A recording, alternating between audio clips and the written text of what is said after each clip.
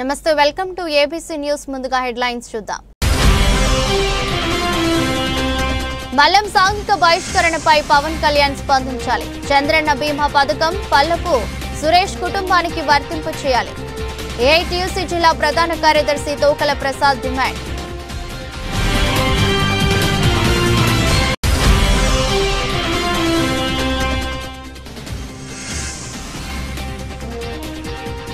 నగరాన్ని క్లీన్ సిటీగా చేసుకుందాం నగరంలో ముంపు సమస్య లేకుండా కాలువలో పూడిక తీస్తున్నాం ఎమ్మెల్యే ఆదిరెడ్డి శ్రీనివాస్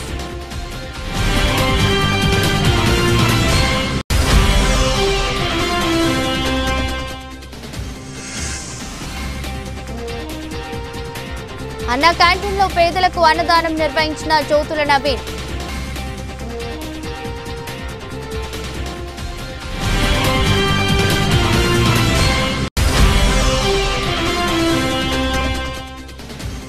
మార్కిస్టు మహోపాధ్యాయులు కామ్రేడ్ లెనిన్ ఏప్రిల్ 22, 4, 2025న జయంతి మరియు సిపిఐ పార్టీ ఆవిర్భావ దినోత్సవాన్ని జయప్రదం చేయండి పోస్టర్లు ఆవిష్కరణ గత ప్రభుత్వం పాలనలో ఇరిగేషన్ శాఖలోనే 18,000 కోట్ల రూపాయల బిల్లులు పెండింగ్ లో పెట్టి వెళ్లారు గత ప్రభుత్వం లష్కర్లకు ఏడాది జీతాలు బకాయిలు పెడితే కూటమి ప్రభుత్వం చెల్లించింది నాడు చంద్రబాబు 430 కోట్లతో డయాఫ్రమ్ వాల్ నిర్మిస్తే జగన్ హయాంలో అసంబద్ధ నిర్ణయాలతో విధ్వంసం చేశారు అసలు ప్రాజెక్టులో డయాఫ్రమ్ వాల్ ఉందో లేదో కూడా వైసీపీ నేతలకు తెలియదు ఏ ప్రాజెక్టులో డయాఫ్రమ్ వాల్ ఉంటుందో కూడా వారికి అవగాహన లేదు 990 కోట్లతో కొత్త డయాఫ్రమ్ వాల్ పనులు జనవరి 18న కాంక్రీట్ నిర్మాణ పనులు మొదలుపెట్టాం 2 కట్టర్లు 2 గ్రాబర్లతో డయాఫ్రమ్ వాల్ నిర్మాణ పనులు శరవేగంగా జరుగుతున్నాయి ఈ రోజు ఏప్రిల్ 20 నాటికి 202 మీటర్లకు పైగా నిర్మాణ పనులు పూర్తి చేశాం ఏప్రిల్ 30 కల్లా 3వ కట్టర్ కూడా అందుబాటులోకి రానుంది ఈ సమావేశంలో రాష్ట్ర పర్యాటక సాంస్కృతిక సినిమాటోగ్రఫీ శాఖ కందుల దుర్గేష్ ఎమ్మెల్యేలు గోరంట్ల బుచ్చయ్య చౌదరి ఆదిరెడ్డి శ్రీనివాస్ బత్తుల బలరామకృష్ణ రుడా చైర్మన్ బొడ్డు వెంకటరమణ చౌదరి తదితరులు పాల్గొన్నారు మిత్రులందరికీ కూడా నమస్కారాలు మీ అందరికీ కూడా తెలియజేసుకుంటూ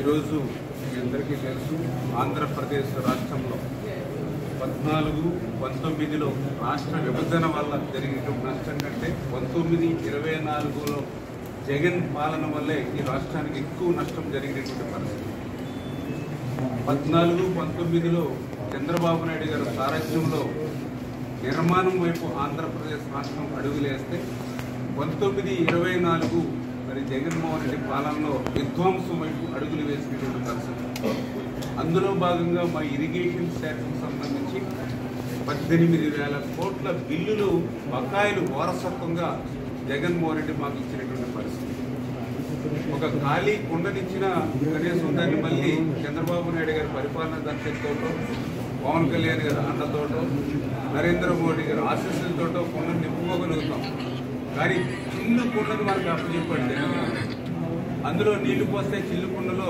నీళ్లు ఎట్లా కారిపోతాయో అట్లా వీళ్ళందరూ సంపద సృష్టించి దాన్ని సంక్షేమ అభివృద్ధి కోసం ఖర్చు పెట్టాలని అంటే గత ప్రభుత్వం తెచ్చినట్టు అప్పులు తీర్చడానికి అప్పుల మీద వడ్డీలు కట్టడానికి సరిపోయేటువంటి పరిస్థితి ఈరోజు ఈ రాష్ట్రంలో ఉంది అటువంటి విధ్వంసం నుంచి మళ్ళీ ఈరోజు మళ్ళీ నిర్మాణం వైపు మరలించేటువంటి దానికి ఉదాహరణ ఏదైతే గత 5 సంవత్సరాల్లో ఏ డ్రైన్లో కానీ ఏ కెనాల్లో కానీ ఒక తట్ట మట్టి సిల్ట్ తీసినటువంటి పరిస్థితి లేనటువంటి స్థితిలో మరి ఈరోజు ఈ ప్రభుత్వం వచ్చిన తర్వాత మొన్ననే 325 కోట్ల రూపాయల అత్యవసర పనుల నిమిత్తం నిధులు మంజూరు చేసి ఆ పనులు చేయడం జరిగింది అదేవిధంగా ఇప్పుడు మళ్ళీ ఈ యొక్క వేసవి కాలంలో కూడా మరొక 366 కోట్ల రూపాయలు మళ్ళీ ఓఎండ్ఎం కింద మెయింటెనెన్స్ కింద కూడా నిధుల కోసం మరి మంజూరు నిమిత్తం కూడా పెట్టడం జరిగింది తొందరలోనే అవి మంజూరు చేసి టెండర్లు కూడా పిలిచి ఆ పనులు ఈ యొక్క వేసవి కాలంలో అసిలిటీ కానీ వీడ్ రిమూవల్ కానీ చేసేటువంటి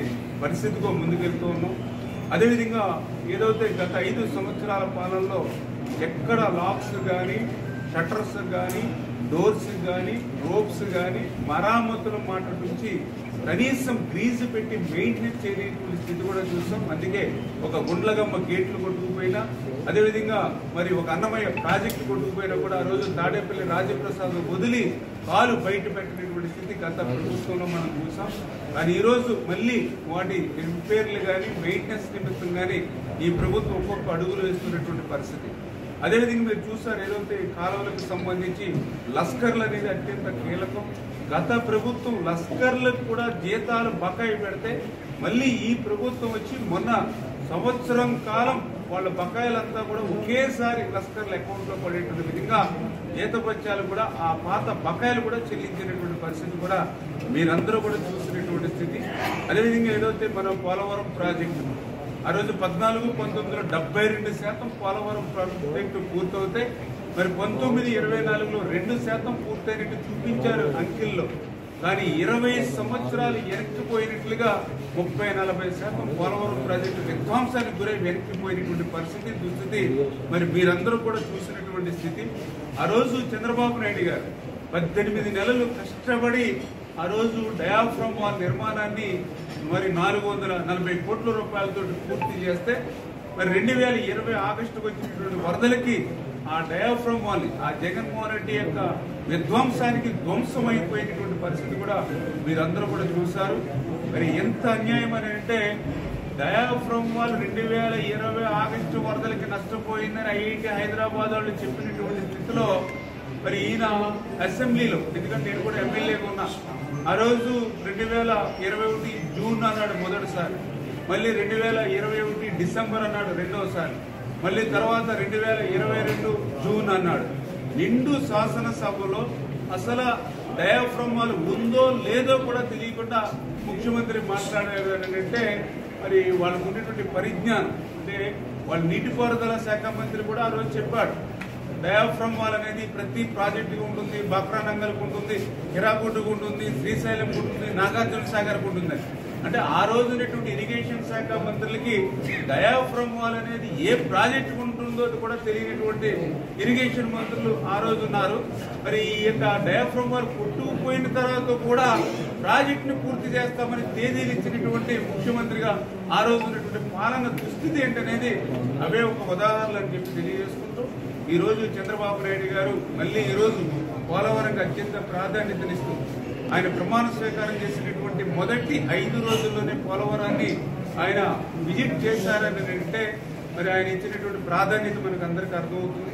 అదేవిధంగా రెండవసారి ఒక షెడ్యూల్ కూడా పోలవరం ఏ రోజుల్లో ఏ సంవత్సరంలో పూర్తి చేస్తాం అనేటువంటి షెడ్యూల్ కూడా చాలా క్లియర్ గా, అంటే 2025 డిసెంబర్ కల్లా మరి డయాఫ్రమ్ వాల్ పూర్తి చేయాలని, 2027 కల్లా పోలవరం ప్రాజెక్టు పూర్తి చేయాలనేటువంటి ఏదైతే లక్ష్యం ఇచ్చారో రెండోసారి ఆయన పోలవరం పర్యటన ద్వారా, మొన్ననే మళ్ళీ మూడోసారి పర్యటన ద్వారా ఆయన ఇచ్చినటువంటి లక్ష్యం అనుగుణంగా పనులు జరుగుతున్నాయో లేదో స్వయంగా ముఖ్యమంత్రి గారే పరిశీలించినటువంటి పరిస్థితి. మీ పత్రికా విలేకరులతో కూడా ఆ పనుల్ని భాగస్వామ్యం మీ అందరితో కూడా పంచుకునేటువంటి పరిస్థితి కూడా మీరు చూశారు. గతంలో ఎప్పుడు కూడా ముఖ్యమంత్రి వచ్చింది లేదు, వచ్చినా కూడా కనీసం ప్రెస్ వాళ్ళు అంతా కన్నెత్తి చూసినటువంటి పరిస్థితి కూడా లేదు. అంటే గత ముఖ్యమంత్రికి ఈ ముఖ్యమంత్రికి ఉన్నటువంటి తేడా ఏంటనేది తెలుస్తూ అందులో భాగంగా ఏదైతే మరి డయాఫ్రమ్ వాల్ మళ్ళీ గత ప్రభుత్వం చేసినటువంటి ధ్వంసం నుంచి మళ్ళీ నిర్మాణం వైపు అడుగులేస్తూ మళ్ళీ 990 కోట్ల రూపాయలతోటి కొత్త డయాఫ్రమ్ నిర్మాణం చేయాలని ఏదైతే సిడబ్ల్యూసీ ఇచ్చినటువంటి దాని ప్రకారం ఆ డయాఫ్రమ్ వాల్ పనులు మొన్న జనవరి 18వ తేదీ నుంచి ప్రారంభించడం జరిగింది. ఆ డయాఫ్రమ్ వాల్ పనులు ఏదైతే శరవేగంగా ఇప్పటికే 2 కట్టర్లు 2 గాబర్లతోటి శరవేగంగా ఆ డయాఫ్రమ్ వాల్ పనులు పూర్తవుతున్నాయి. నిన్ననే ఏప్రిల్ 20 నిన్ననే చంద్రబాబు నాయుడు గారు కూడా పుట్టినరోజు. నిన్న మేము కూడా కాకతీయంగా చూస్తే నిన్నటికి 202 మీటర్లు ఏదైతే డయాఫ్రమ్ వాల్ ఆ నిర్మాణ పనులు కూడా నిన్న పూర్తి చేయడం జరిగిందని చెప్పి తెలియజేసుకుంటూ కాకినాడ జిల్లా పిఠాపురం మండలం మల్లం గ్రామంలో ఎస్సీలకు సాంఘిక బహిష్కరణ చేసిన ఘటనపై నియోజకవర్గ ఎమ్మెల్యే రాష్ట్ర deputy chief minister Pawan Kalyan వెంటనే స్పందించాలని ఈ నెల 16న విద్యుత్ పనుల్లో మరణించిన పల్లపు సురేష్ బాబు కుటుంబాన్ని పరామర్శించి వారి కుటుంబాన్ని ఆదుకోవాలని సిపిఐ రాష్ట్ర కార్యవర్గ సభ్యులు తాటిపాక మధు డిమాండ్ చేశారు.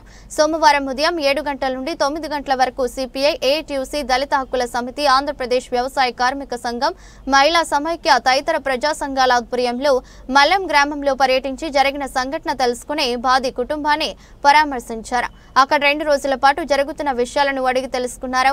సురేష్ బాబు చిత్రపటానికి నివాళులర్పించి కార్యక్రమంలో సిపిఐ జిల్లా కార్యదర్శి కామిరెడ్డి బోడకొండ, వ్యవసాయ కార్మిక సంఘం జిల్లా అధ్యక్షులు కేశవరపు అప్పలరాజు, దళిత హక్కుల పోరాట సమితి జిల్లా ప్రధాన కార్యదర్శి శాఖ రామకృష్ణ, వ్యవసాయ కార్మిక సంఘం జిల్లా ఉపాధ్యక్షులు నక్కా శ్రీనివాసరావు, మహిళా సమైక్య తూర్పు గోదావరి జిల్లా కార్యదర్శి పిలావణ్య, కాకినాడ జిల్లా కన్వీనర్ భవానీ, ఎస్సీ సంఘాలు, ప్రజా సంఘాలు తదితరులు పాల్గొన్నారు.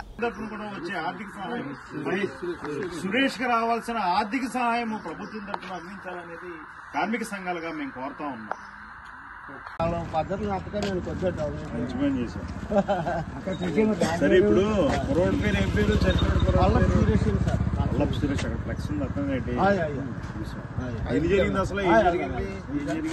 ఇప్పుడు అక్కడ ఒక 5 రోజులు బట్టి వర్క్ చేస్తున్నారు. అన్నీ అంటున్నాడా? అంతా వర్క్ అయిపోయిందంటే అక్కడ మోటార్ అక్కడ సిచ్యువేషన్ ఏం జరిగిందో మనకి వెళ్ళి ఆ మనుషులు రకంగా చెప్పుకుంటున్నారు.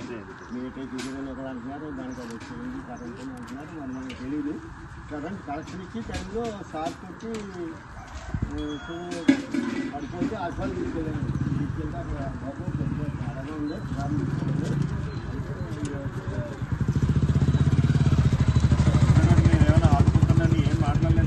మేము అడిగితే వాళ్ళు 10, 5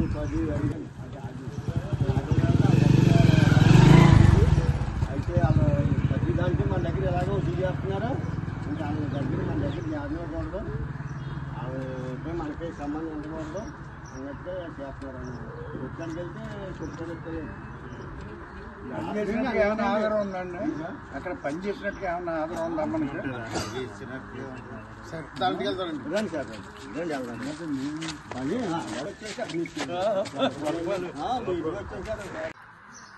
పిఠాపురం నియోజకవర్గం మరి డిప్యూటీ సీఎం పవన్ కళ్యాణ్ గారి యొక్క రాజ్యంలో ఇలాకాలో మరి జరిగిన సంఘటన ఇప్పటికే అందరికీ తెలిసింది. యావత్తు ఆంధ్రప్రదేశ్ రాష్ట్రానికి కానీ యావత్తు దళిత జాతికి కానీ మనిషి అంతరిక్షానికి వెళ్తున్నా, సైన్స్గా ఎంత అభివృద్ధి చెందుతున్నా ఇంకా అనాగరికమైన చర్యలు, అవమానమైన ఘటనలు, ఇంకా సాంఘిక బహిష్కరణ జరగడం అంటే ఇది చాలా దురదృష్టకరం.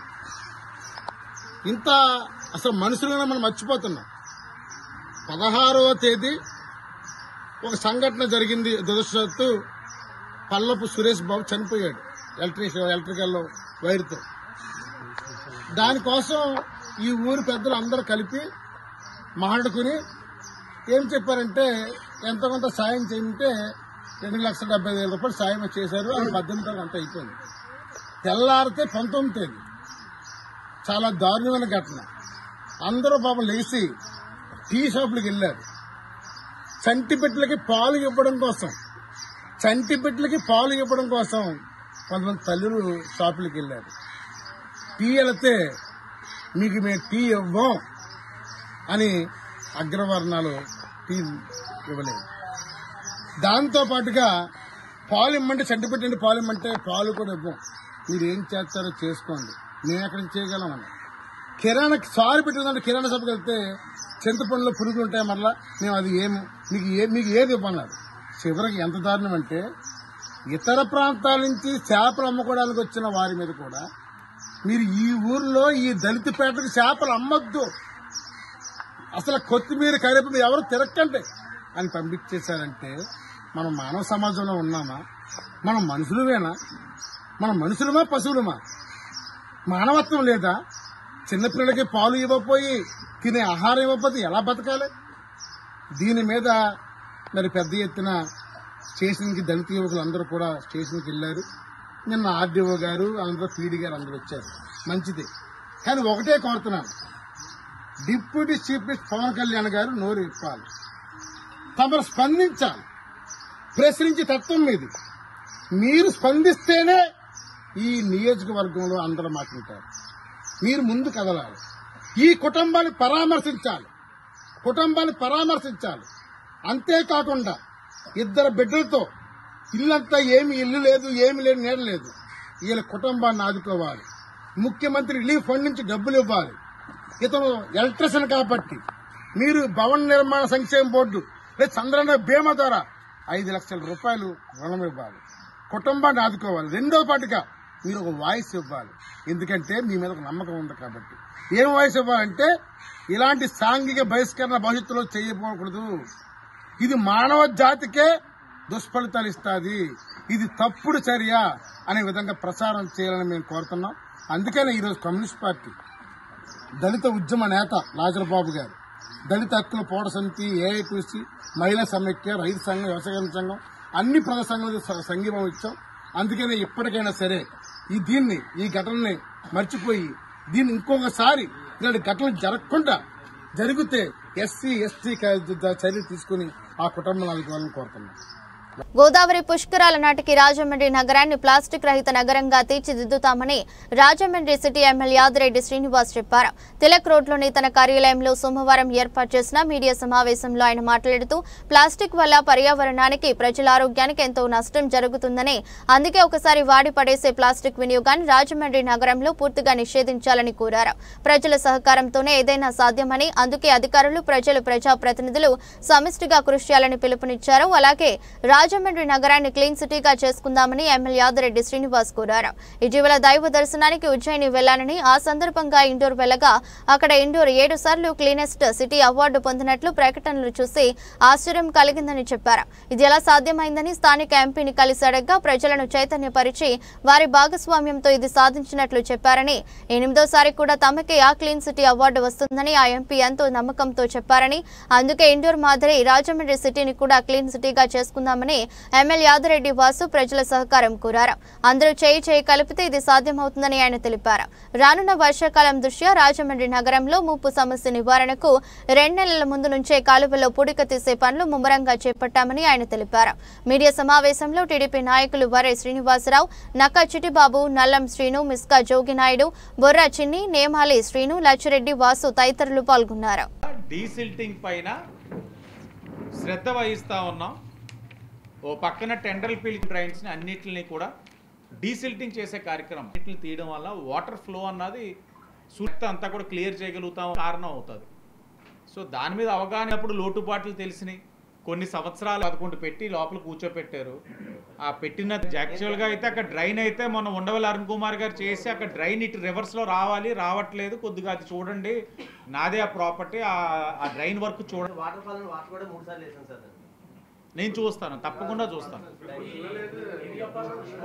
ఈసారి ఏదైనా ఉంటే ఎమ్మెల్యే ఆఫీస్ని కూడా ట్యాగ్ చేయండి అన్న, మేము కూడా దృష్టి పెడతాం. Limited man power, more issues చూడండి సార్, అలాంటివి ఉన్నప్పుడు ఇమీడియట్గా రియాక్ట్ అవ్వాలి. అది చేస్తాం అన్న. ఇప్పుడు కుక్కలు అన్నారు, దాని మీద దృష్టి పెట్టాం, చూశారు కదా, ఇది కూడా అవుతుంది. చూడండి ఒకసారి, ఇలాంటి వెంటనే ట్యాగ్ చేయమని ఉండాలి. Thank you sir. మా పనిలోకి వెళ్ళిపోతాం. మీడియా వారందరికీ నమస్కారం, ధన్యవాదాలు. సాయంత్రం మీటింగ్ వస్తున్నారు కదా. వర్షాకాలం సమీపిస్తూ ఉంది. డీసిల్టింగ్ ప్రక్రియ ఏ విధంగా జరుగుతూ ఉంది మీరు చూసినట్లయితే, డీసిల్టింగ్ ప్రక్రియ మీడియం డ్రైన్స్ ఉంటాయి, 1 feet to 3.5 feet, సుమారు అవి 29,092 మీటర్లు ఉన్నాయి. వాటిల్ని మాన్యువల్గా అంటే పారిశుధ్య కార్మికులతోటి డీసిల్టింగ్ చేసే కార్యక్రమం. అదే మీడియం డ్రైన్స్ బుల్ మెషినరీ తోటి చేసే కార్యక్రమం సుమారు 45,518 మీటర్లు ఉన్నాయి. చివరిగా జేసీపీతో అంటే 3.5 అంటే 3.5 మీటర్స్ నుంచి అబోవ్ ఉన్న డ్రైన్స్ సుమారు 10,377 మీటర్లు ఉన్నాయి. వాటిని జేసీబీతో చేస్తారు. ఇండోరే ప్లాస్టిక్ ఫ్రీ సిటీ కింద అయినప్పుడు మన నగరం ఎందుకు కాలేదు? మన నగరాన్ని మనం ఎందుకు చేయలేం? చేయగలిగే అన్ని హంగులు ఉన్నాయి, అవకాశాలు ఉన్నాయి. ప్రజలు కూడా బాగా చైతన్యవంతులై ఉన్నారు, ప్రజలు కూడా బాగా అవగాహన కలిగిన వారు ఉన్నారు. ఎందుకు చేయలేరు? చెయ్యొచ్చు, కానీ ఆ సంకల్పం ఉండాలి. మేము అనుకున్నాం తప్పకుండా 5 సంవత్సరాలు కృషి చేద్దాం. రాబోయేది పుష్కరాలు. ఇప్పటి నుంచి మన అడుగులు ముందుకు ఎగిపోతే పుష్కరాలు జరపడం అన్నది గొప్ప ఏమి కాదు. తెలుగుదేశం పార్టీ అధికారంలో ఎన్నో పుష్కరాలు జరిపాం. ఇప్పుడు కూడా కూటమి చాలా సమర్థవంతంగా నడుపుతాం. పుష్కర అయిపోయిన తర్వాత నగరం ఏమైపోతుంది, ఈ ప్లాస్టిక్ కానీ వ్యర్థాల వలన నగరం ఏమైపోతుంది అన్నది చూడాలి. అంటే పుష్కర అయిందో పోస్ట్ పుష్కర ఏం జరుగుద్ది అన్నది ఆలోచించాలి మనం ప్రజలు కూడా. కాబట్టి ఇప్పటి నుంచే మనం అడుగులు ముందుకేసి ప్లాస్టిక్ ఫ్రీ సిటీ కింద మనం కార్యక్రమాలు తీసుకోవాల్సిన అవసరం ఉంది. ఒక పక్కన పారిశుద్ధ్య కార్మికుల కష్టం బాధ, మరో పక్కన ఆరోగ్యపరమైన సమస్యలు, నగరం ఏమవుతుంది అన్నది కూడా మనం ఆలోచించుకోవాలి. కాబట్టి ప్రజలు కూడా అభ్యర్థిస్తూ ఉన్నాం, ఎక్కడో చూసి వాళ్ళు అది చేశారు ఇది చేశారని కాకుండా మనం ఎందుకు చేయలేమన్న ఆలోచన ప్రతి ఒక్కరిలో రాగలిగితే మనం కూడా అద్భుతాలు చేయగలుగుతాం. స్థానిక మనో భవన్లో సిపిఐ న్యూ డెమోక్రసీ పార్టీ ఆధ్వర్యంలో లెనిన్ జయంతిని పురస్కరించుకుని పోస్టర్లు ఆవిష్కరణ చేశారు. సిపిఐ న్యూ డెమోక్రసీ కేంద్ర కమిటీ సభ్యులు పి టాన్యా, రాజమండ్రి నగర కమిటీ కార్యదర్శి కిరణ్ కుమార్ మాట్లాడుతూ కామ్రేడ్ లెనిన్ జయంతిని అందరూ తప్పకుండా చేయాలని 155 సంవత్సరాల క్రితం 1870 ఏప్రిల్ 22న రష్యాలోని సింబిర్గ్లో లెనిన్ జన్మించారు. ఆయన పూర్తి పేరు వ్లాదిమిర్ ఇల్వించ్ ఉల్వనోవ్ లెనిన్. ఆయన సంపన్న కుటుంబంలోనే జన్మించారు. ఆయన తండ్రి పాఠశాల అధికారిగా పనిచేశారు. లెనిన్ సోదరుడు జార్ చక్రవర్తిపై హత్యాయత్నం చేశాడన్న నేరం మోపి ఆయనకు 1887లోనే ఉరిశిక్ష విధించారు. లెనిన్ కూడా నిరంకుశ రాచరిక జార్ చక్రవర్తి ప్రభుత్వానికి వ్యతిరేకంగా పోరాటంలో పాల్గొనడం వల్ల 1897లో కజన్ విశ్వవిద్యాలయం నుంచి ఆయన బహిష్కరించి సైబీరియాకి పంపించి వేశారు. ఆనాడు లెనిన్ యువతరం కళల నాయకుడిగా నిలిచారు. ఆయన మొదట్లో రష్యన్ సోషల్ డెమోక్రటిక్ లేబర్ పార్టీలో క్రియాశీలకంగా పనిచేశారు. ఆ తర్వాత బోల్షివిక్ గ్రూప్ ను వ్యవస్థాపక నాయకుడయ్యారు. ఈ తర్వాత లెనిన్ అందించిన నాయకత్వం వల్ల ఆయన అవలంబించిన విప్లవ ఎత్తుగడ వల్ల 1917లో జార్ చక్రవర్తి ప్రభుత్వం కూలిపోయింది. ఆ తర్వాత ఆవిర్భవించిన సోవియట్ యూనియన్ సోషలిస్ట్ రిపబ్లిక్ కు చైర్మన్ గా ఎన్నికై 1924లో తుది శ్వాస విడిచే వరకు కొనసాగారు. కార్యక్రమంలో పీడీఎస్యూ జిల్లా ఉపాధ్యక్షులు కె భానుప్రసాద్, పట్న కార్యదర్శి దినేష్, ఐఎఫ్టియు నాయకులు సూరిబాబు, రమణ, సతీష్ రాజారెడ్డి తదితరులు పాల్గొన్నారు.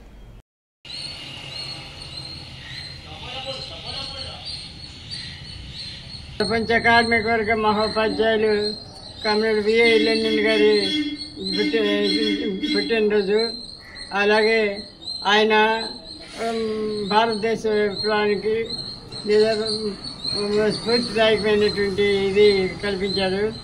లెనిన్ గారి నాయకత్వంలో రష్యాలో ప్రపంచంలోనే మొట్టమొదటిసారిగా శ్రామిక వర్గ రాజ్యాన్ని సోషలిజాన్ని స్థాపించడంలో ఆయన చేసిన కృషి ఎన్నైనటువంటి ఇది.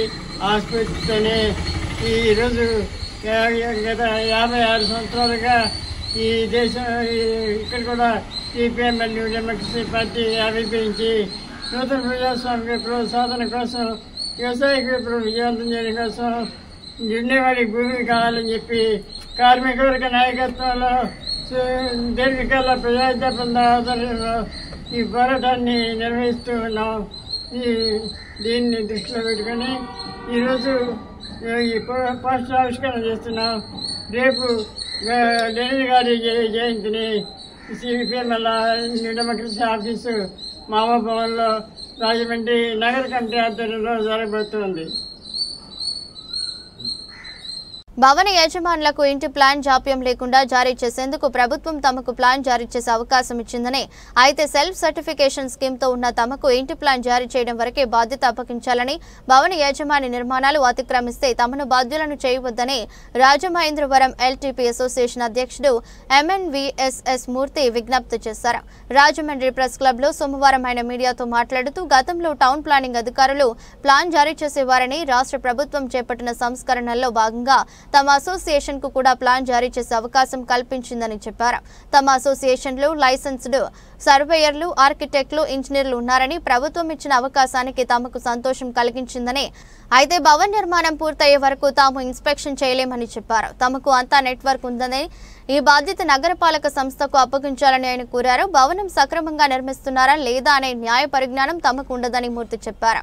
ఈ విషయాన్ని రాష్ట్ర మున్సిపల్ శాఖ మంత్రి నారాయణ, విద్యాశాఖ మంత్రి నారా లోకేష్ దృష్టికి తీసుకువెళ్లినట్లు ఆయన తెలిపారు. త్వరలో ఒక సమావేశం నిర్వహించి తగు నిర్ణయం తీసుకుంటామని మంత్రి నారాయణ చెప్పినట్లు అసోసియేషన్ అధ్యక్షుడు మూర్తి చెప్పారు. విలేకరుల సమావేశంలో అసోసియేషన్ జిల్లా అధ్యక్షుడు డాక్టర్ రమేష్ వర్మ, కార్యవర్గ సభ్యులు పాల్గొన్నారు.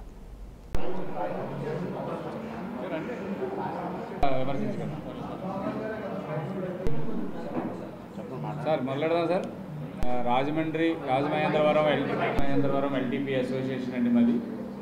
ఎల్టీపీలు అంటే సర్వేయర్స్, ఇంజనీర్స్, ఆర్కిటెక్ట్స్ అందరూ కలిపి రాజమహేంద్రవరంలో గవర్నమెంట్ వారు మహేంద్రవరం ఎల్టీపీ ప్రెసిడెంట్ సార్. నేను పేరు NNBSS మూర్తి సార్. అంటే మేమందరం కూడా సెల్ఫ్ ఎంప్లాయ్మెంట్ స్కీమ్ కింద గవర్నమెంట్ ప్రభుత్వానికి ఎదురు లైసెన్స్ ఫీజులు కడుతూ లేకుండాను మేము కోరుకునేది మా కలిగించి మమ్మల్ని చేయవలసిందిగా కోరుతున్నామండి. నారా లోకేష్ గారికి కూడా రిప్రజెంటేషన్ ఇవ్వడం జరిగింది సార్. గతంలో వారు కూడా చూసుకోమని చెప్పేసి అంటున్నారు. అయితే అంత ఎన్ఫోర్స్మెంట్, టౌన్ ప్లానింగ్ ఉన్నంత ఎన్ఫోర్స్మెంట్ మా దగ్గర ఉండదండి. రివేర్ ప్లాన్లు వెనకాల వాడు బిల్డింగ్ అయిపోయేదాకా వాళ్ళ వెనకాల మేము తిరగడం అంటే కొంచెం మాకు ఇబ్బందికరమైన విషయం అండి. ఇది ఒక రాజమండ్రిలోనే కాదండి, టోటల్గా స్టేట్ వైడ్ కూడా చాలా జిల్లాల్లో అన్నీ కూడా ఇదే జరుగుతుంది. అందరికి కూడా దయచేసి మేము ప్రభుత్వం వారిని కోరుకునేది ఏంటంటే ఈ జీవోని సరళతరం చేసే విధానం ఏదైతే ఉందో, ఈ భవన నిర్మాణ అనుమతుల సరళతరం విధానం అద్భుతంగా ఉంది. కానీ ఈ బాధ్యతలు మా మీద పెట్టకుండా, ఎందుకంటే మేము సింగిల్ పర్సన్ సార్. మా దగ్గర ప్లాన్ తీసుకోవడానికి ఒక వ్యక్తి వచ్చిన తర్వాత, అతనికి ప్లాన్ అప్రూవల్ చేసిన తర్వాత అతను ఎప్పుడు బిల్డింగ్ నిర్మించుకుంటాడన్నది అతను ఆర్థిక పరిస్థితిని దృష్టిలో పెట్టుకుని అతను నిర్ణయం తీసుకుంటాడండి, అతని పరిస్థితులను బట్టి. కానీ నిర్మాణం పూర్తయ్యే వరకు కూడా మాదే బాధ్యత అని చెప్పేసి దీంట్లో పెట్టారు. కాకపోతే అంతకాలం మేము ఒక ప్లాన్ గీసిన ఒక బిల్డింగ్ నిర్మాణదారు వెనకాల మేము తిరగడం అనేది సాధ్యం కాకపోవచ్చు. ఎందుకంటే మాకు అంత వ్యవస్థ ఉండదండి. ఈ ఎన్ఫోర్స్మెంట్ వ్యవస్థ పూర్తిగా కూడా టౌన్ ప్లానింగ్ వారు చూసుకుంటే బాగుంటుందని మా అభిప్రాయం. ఈ ఎన్ఫోర్స్మెంట్ బాధ్యత మా మీద పెట్టడం వల్ల కొద్దిగా మాకు ఇబ్బందిగా ఉంది. ఈ ఎన్ఫోర్స్మెంట్ బాధ్యత పెట్టినా కూడా వాళ్ళు చేసినా మేము ఈ లైసెన్స్ రద్దు అనే దాని మీద కొంత ఆందోళనకు గురై ఉన్నాం. స్థానిక కాకినాడ రోడ్డులో గల ఎన్టీఆర్ స్మారక మందిరం వద్ద గత 3 సంవత్సరాలుగా జగ్గంపేట శాసనసభ్యులు జ్యోతుల నెహ్రూ, కాకినాడ జిల్లా టీడీపీ అధ్యక్షులు జ్యోతుల నవీన్ ఆధ్వర్యంలో దాతల సహకారంతో నిర్వహిస్తున్న అన్న క్యాంటీన్ కు జగ్గంపేట గ్రామానికి చెందిన కీర్తిశేషులు మారిశెట్టి గోపాలకృష్ణ జ్ఞాపకార్థం వారి కుమారుడు మారిశెట్టి పృథ్వీరాజ్ ఆర్థిక సాయంతో నిర్వహించిన ఈ అన్న క్యాంటీన్ ను మాజీ జిల్లా పరిషత్ చైర్మన్, కాకినాడ జిల్లా టీడీపీ అధ్యక్షులు జ్యోతుల నవీన్ ముఖ్య అతిథిగా హాజరై అన్న క్యాంటీన్ ప్రారంభించి పేదలకు అన్నం వడ్డించారు. కార్యక్రమంలో మరిశెట్టి భద్రం, జీను మణిబాబు, పాండ్రంగి రాంబాబు, అడబాల వెంకటేశ్వరరావు, జాస్తి వసంత్, మారిశెట్టి గణేశ్వరరావు, మారిశెట్టి సత్యనారాయణ, మరిశెట్టి రాధ, మరిశెట్టి వినోద్, మరిశెట్టి పృథ్వీరాజ్, మరిశెట్టి పృథ్వీ, మరిశెట్టి గణేష్, రేఖ, బుల్లిరాజు, రాయసాయి, డేగల సత్యనారాయణ, మరిశెట్టి గంగా, నాగిరెడ్డి అనిల్, గారపటి సత్యబాబు తదితరులు పాల్గొన్నారు.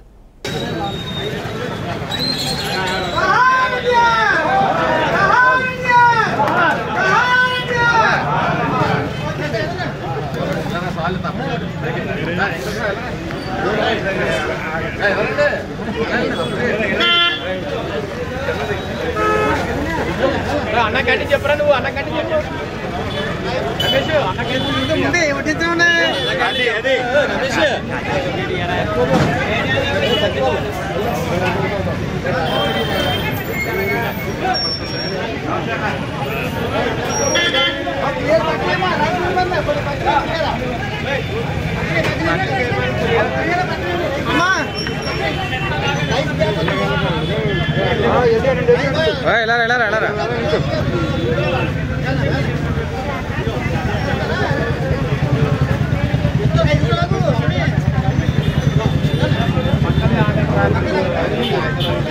బాజీ ఫ్రంట్ జరుపు, ఫ్రంట్ జరుపు.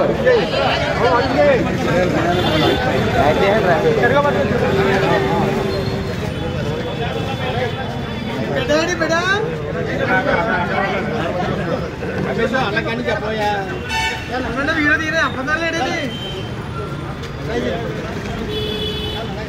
అన్న కానీ చెప్పు వీడియో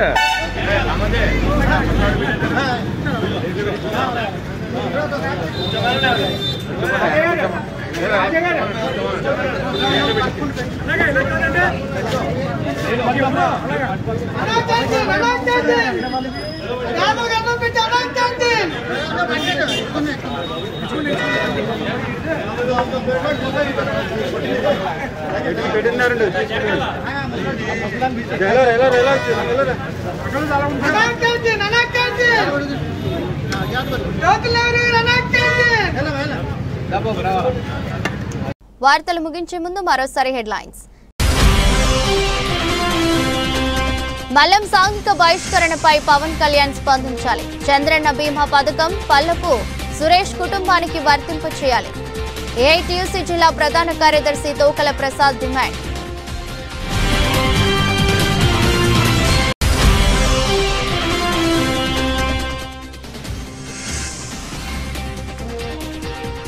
నగరాన్ని క్లీన్ సిటీగా చేసుకుందాం. నగరంలో ముంపు సమస్య లేకుండా కాలువలో పూడిక తీస్తున్నాం. ఎమ్మెల్యే ఆదిరెడ్డి శ్రీనివాస్.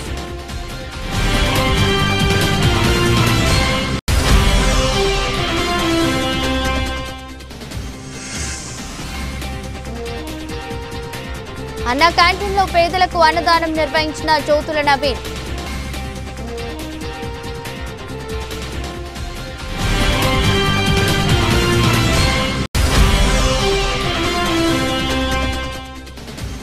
మార్కిస్టు మహోపాధ్యాయులు కామ్రేడ్ లెనిన్ ఏప్రిల్ 22/4/2025న జయంతి మరియు సిపిఐ పార్టీ ఆవిర్భావ దినోత్సవాన్ని జయప్రదం చేయండి. పోస్టర్లు ఆవిష్కరణ. ఇదరస్ట్ బులెటిన్ మరో బులెటిన్లో మళ్ళీ కలుద్దాం. అంతవరకు సెలవు. నమస్కారం.